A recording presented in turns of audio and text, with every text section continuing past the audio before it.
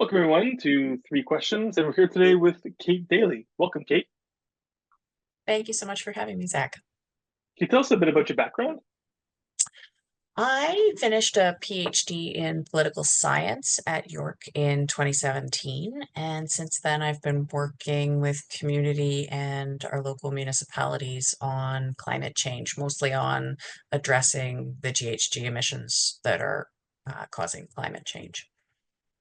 Awesome. That sounds like really interesting work, and I'm excited to speak with you today about making the transition out of academia into a non-academic role. So, first off, what are some of the main benefits of working in a non-academic line of work? Hmm. One thing I really like about it is I get to see the really immediate impacts of my work. Sometimes that's on, helping part of an organization change the way that it's thinking about something and approach a problem in a new way. Sometimes that's actually less often for me, but physical infrastructure that I can walk up and touch that wouldn't be there had I not been part of the team working to get that project done. So I really appreciate being able to see how what I do has these kind of immediate impacts on the world and on my community.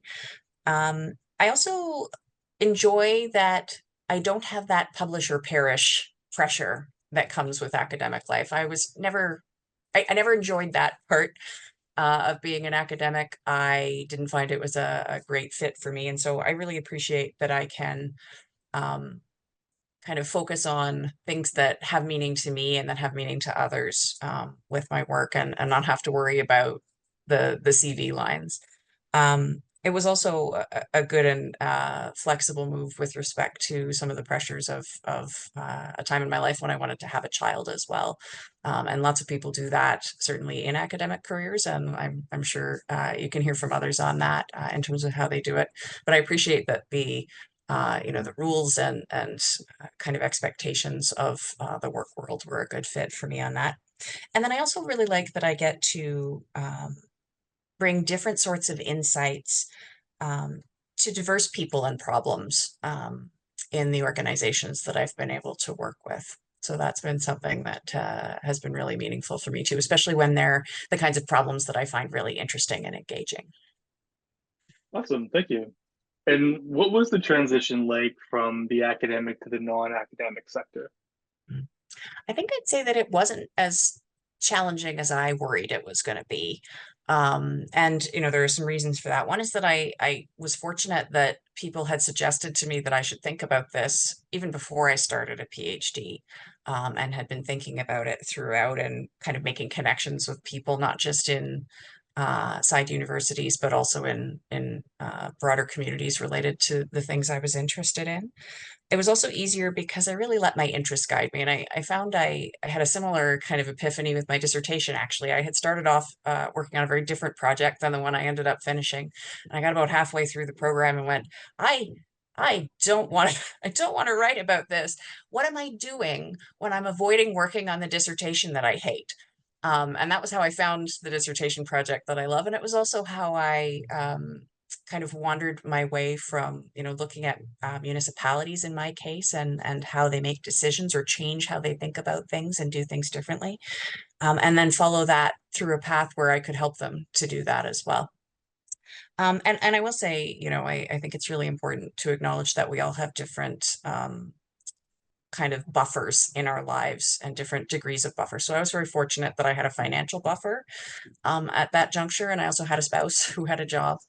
And so, we want to think about how we plan for having a little bit of flexibility if we can, to be able to be thoughtful about what our next steps might be when we're done. And especially with, if you're doing, a master's program, especially a PhD, you put so much energy and work into this, your baby, this project.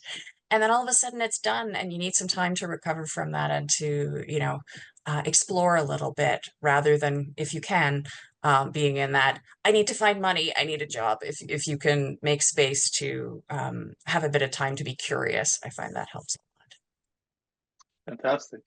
And finally, what should those thinking about a non-academic career consider as they begin their search?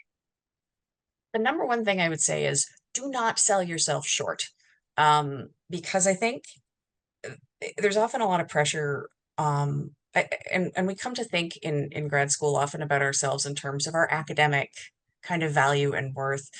And it can take time to see all of the value and benefit that we bring to a broad variety of positions outside of universities. Um, I think part of that is about setting a realistic threshold for compensation.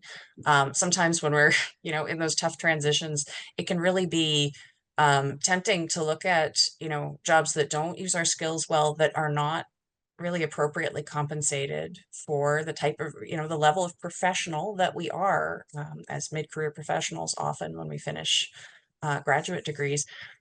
So I told myself, I set a number. I'm like, you know what, I'm not taking a job that doesn't pay at least this much. It wasn't exorbitant, and it left me room. I did end up taking something about $1,000 less because I really wanted to work for a nonprofit for a year.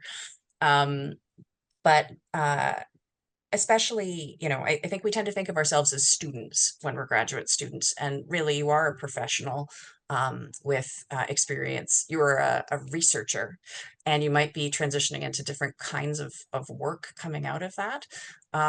But you are doing work, and you're just finding new avenues to do that. That's something that it took me a while to kind of internalize. People adjust what they're doing as the substance of their jobs all the time, and you're just doing that. And the last thing I'd say is I think that grad school tends to teach us to think about our worth in very academic terms. And so, particularly around academic productivity. So I think the most important thing really is to know that you are enough exactly the way you are right now. And you are a scholar, but you are so much more than a scholar. And so some of that journey is about, making space to understand who you are broadly as a human, which can seem kind of intimidating, but you get there.